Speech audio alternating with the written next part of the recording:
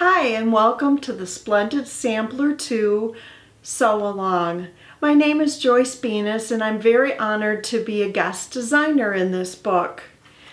My block that I created is called Estelle, after my mother, and I just wanted to share that block with you today and also to share with you some tips and techniques on creating this block.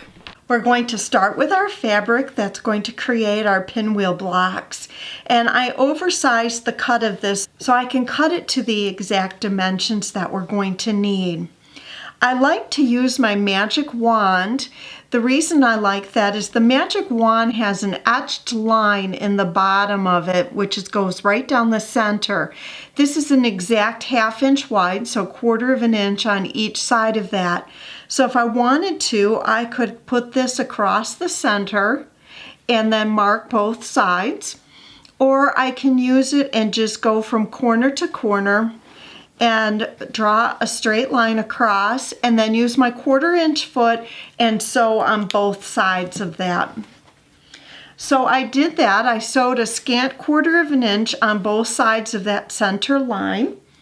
Then I'm going to cut it, and I just use a scissors. I don't worry about it being exactly straight because it is just my seam allowance. The next thing we're going to do is we're going to press this, and for this one I'm going to press to this fabric. So I first want to press it this way. Then I take this, and since I want the seam allowance to go toward this dark fabric, I'm going to just roll this up and then press again. By doing it that way, by rolling it, I get a nice crisp seam there. Once I have that done, the next thing I want to do is I want to trim it to the size that I need it. So I'm going to take my block, and I'm going to, just for this demo purposes, I'm going to have it finish at 2 1/4 inches. So I put my block lock ruler on top. Now why I like a block lock ruler is because it has this groove in the back. It's an etched out groove. It's a 1/4 inch wide, so my seam allowance just rides along in there. I can put this on, and as you can see, it locks that 1/4 inch seam right in that groove. You want to make sure that the point of the block lock ruler is also matching the seam line. If I had turned this the other way around, as you can see, my corner is way over here. So you always want to make sure that the corner matches the seam line. One way that I keep remembering that is the word block lock, which is on the ruler, is always going to be on my background piece, so the side that does not have the seam allowance. So using my rotary cutter, the first cut that I want to make is I want to make sure that it's larger than 2 1/4 inches. So I'm going to cut these two sides, pull away my trash, then I just slide my ruler, rotate it, then I line this up with 2 1/4, this up with 2 1/4, make sure my seam allowance is right in there,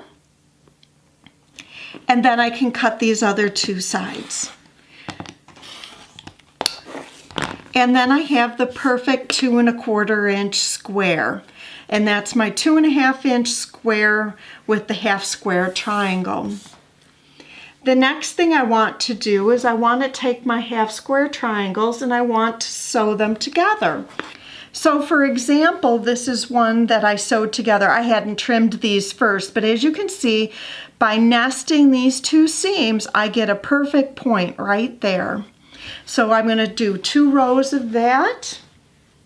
So I've got my medium and my light, and my medium and my dark fabric. When I go to sew these two squares together, as you can see, I make sure that my seam allowance, when my needle goes across there, that it goes right into the point of this triangle. And that way I know that when I open it, I am going to have that real nice crisp corner in the middle. Now to remove the bulk, instead of pressing this seam allowance just to one side, instead what I do is I push one way and one the other way. And by doing that, there's a couple little stitches in the center that I may have to use my seam ripper for, but sometimes I can just pull it apart. And as you can see, it makes a tiny little pinwheel in the center. I smush that down, then I go to press it. And when I'm pressing that, I get this beautiful crisp point in the center, and there's not a lot of bulk in the center. So I really hope that you've enjoyed that and that has taught you something new. These are a couple of other blocks that I've created using my block pattern, and I've got it done in the blues and tans, and then the black and the taupe and the tan.